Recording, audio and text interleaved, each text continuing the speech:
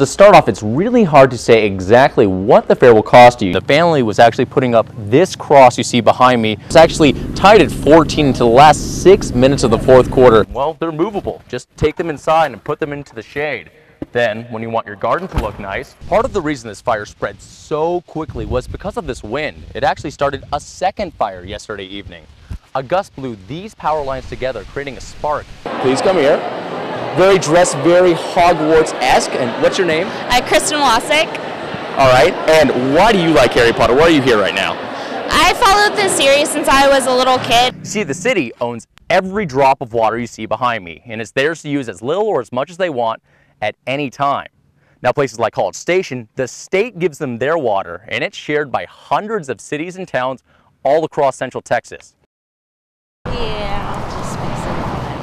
With family around her, Mary Garrett says a crushing weight is now off her shoulders. This has been a long ordeal for me. After months of waiting and praying, she says the Texas Department of Transportation has made the right decision. I'm just so happy and ecstatic. I'm just jumping for joy. Since April, TxDOT had said her son and daughter who drowned together in 1996 had to be exhumed and moved by just 4 inches. The I-35 expansion left no options. Of the 3 counties our district of TxDOT covers, they said there were 6 cemeteries alongside 35, like this one here in Troy, that they thought could pose a problem. Well, they said they designed the expansion to not bother any of them. The problem at Temple Garden of Memories is the graves were already on their property. Since August, the cemetery and TxDOT were at a standstill. Mary wouldn't give permission to move her children. TxDOT said legal action against the cemetery was next. After KCEN HD ran 2 stories, TxDOT met with the cemetery owners on a new plan. They agreed. We regret that this has come up. We regret that it was a problem to begin with and that it's caused any distress to the family. For Mary, she says it gives her faith in the world. There's still some good people out there with good hearts. For something like this highway expansion, there's always a price of progress. But for one woman, it won't cost her her peace. Joshua Skurnick, KCEN HD News. It's all gone. The clothes, the appliances, the kids' toys. Just really heartbroken.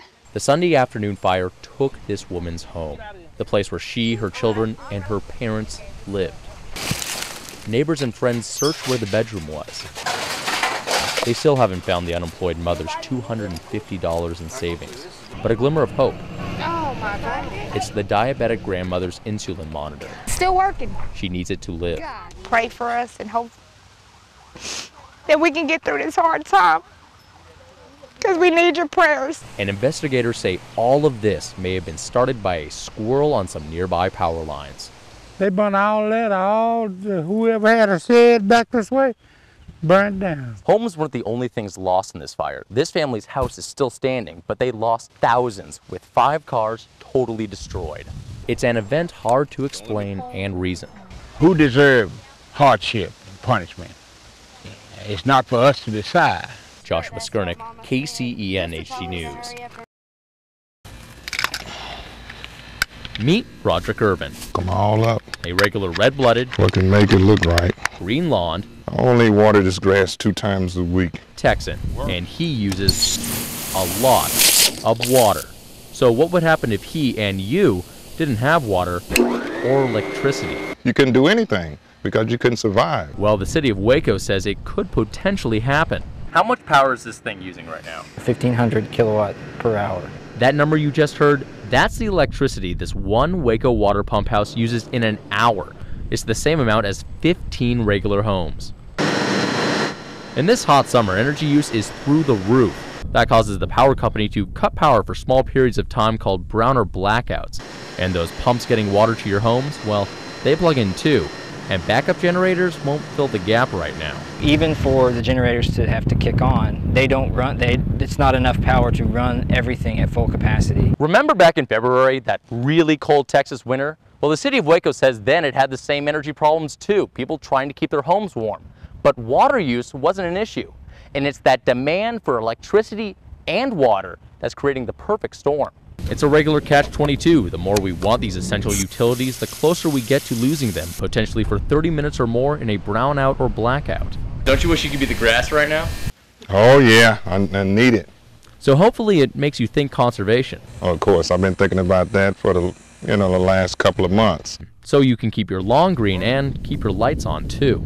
Joshua Skurnick, KCEN HD News.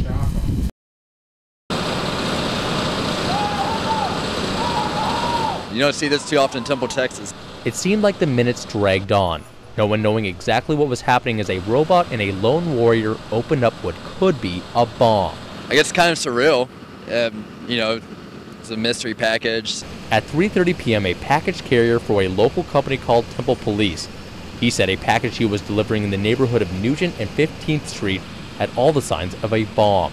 He had placed the package underneath a soccer goal in empty Optimus Park on West Monroe. The first officers that got here also looked at the package and determined it looked very suspicious, as though it could be something hazardous or explosive. The neighborhood evacuated. The bomb squad from Fort Hood got to work.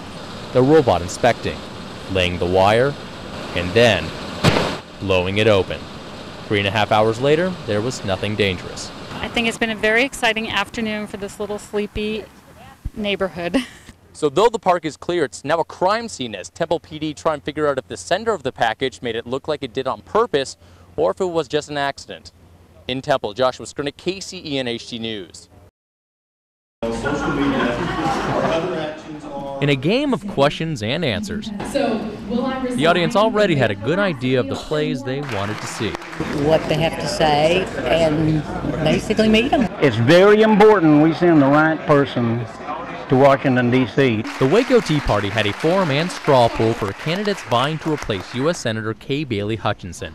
Hutchinson retiring 4 candidates spoke on why they should be the replacement in 2012. Leela Pittenger, an outlier so far, admits little elected experience, but says she's ideal for folks wanting a real middle-class mom who's dealt with unemployment. They're not talking points for me, they're things that I've actually had to live through and deal with. Ted Addison is another outlier in mainstream polls, but cites success in straw polls in forums like these. A business owner, he says he'll bring common sense to Washington. If you give industry incentives, they will work big time.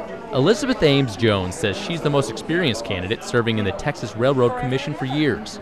So I know how to cut a budget and I know how to limit government. Former State Solicitor General Ted Cruz is the highest in the polls of tonight's candidates. He cites his success in his old job as proof he can do this one. Over and over again, Texas stood up and led the nation defending conservative principles. Well, it was a packed house tonight, 150 seats, and a curious voter in every single one of them, as the people of Waco tried to find out more about their candidates this year. And that straw poll they were taking at the very end, well, the results will be in by tomorrow morning. In Waco, Joshua Skurnick, KCEN HD News. On a road usually known for its traffic, I had no clue what had to happen. I didn't hear nothing, didn't see a car wreck. An accident no one would have expected. I thought it was just a cut at first. At 11 a.m. this morning, Robert Shows lost his left arm. He was working with an auger drilling through dirt. Robert was standing on this platform when he tried to move to this box. A slip put his arm into a spinning dirt remover the size of a shoebox. Just a slip in the mud, and life can change in 2 seconds. When paramedics arrived, it was a gruesome scene. It took me back to when I was a combat medic. Rescuers had to use a track hoe to lift him and firefighter Jason Warsdale out of the 25 by 40 foot ditch. But he was safe. He was sitting up, alert, conscious, knew exactly what had happened, and all he wanted to do was get some pain meds. The reason is almost as remarkable. Robert's grown son Sean was working right alongside him when it happened. I know it was hard, but he did great. Sean used his belt as a tourniquet for his injured father. Not only that, he saved his father's arm. The son actually recovered the hand from underneath the equipment and put it in a cooler of ice, which is outstanding. His son probably saved his life. A helicopter took Robert to Scott and White Hospital in stable condition. The healing will take time. I want my brother to know our prayers are with him and the whole family. But the family is already there for him. Joshua Skurnick, KCEN HD News. She was there when you wanted it, needed it most. She loves. In simple Jesus. Words symbolizing her and her family's loss. My mom was good to me. 55-year-old Pam Summers and her husband Jeff went to a local racetrack Saturday night. Her daughter Lisa never got to congratulate her. Pam's birthday was on Friday. She was murdered Saturday night.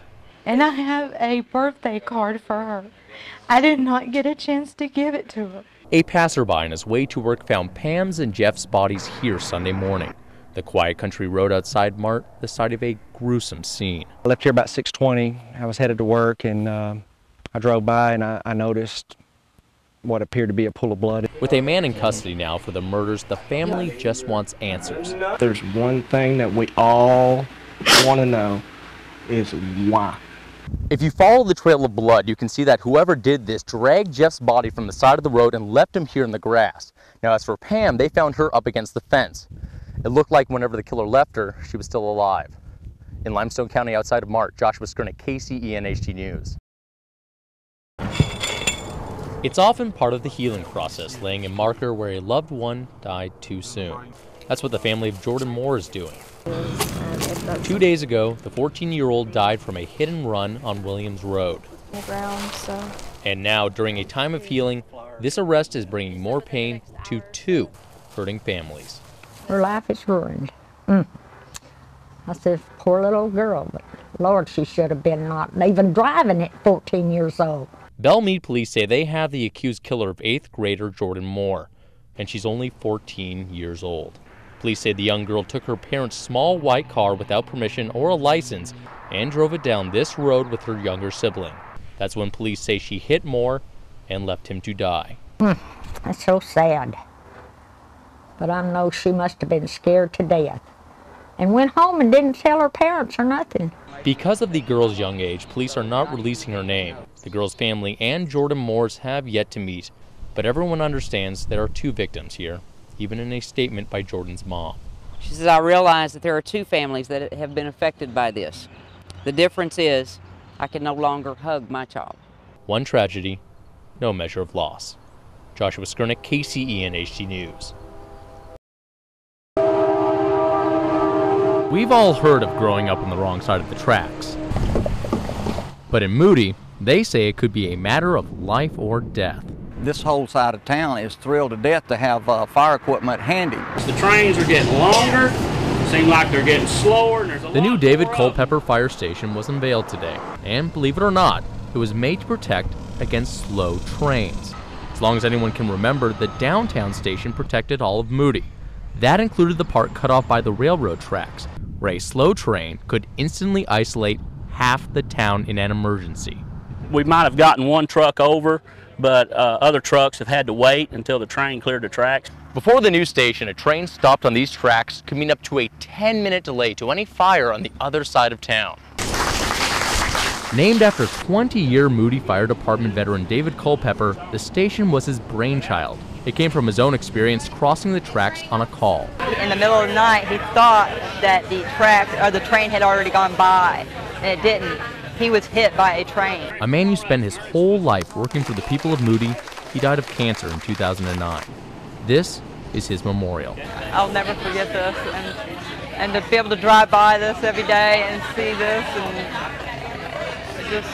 A new fire station and a wrong side of the tracks made right. Joshua Skurnick, KCEN HD News.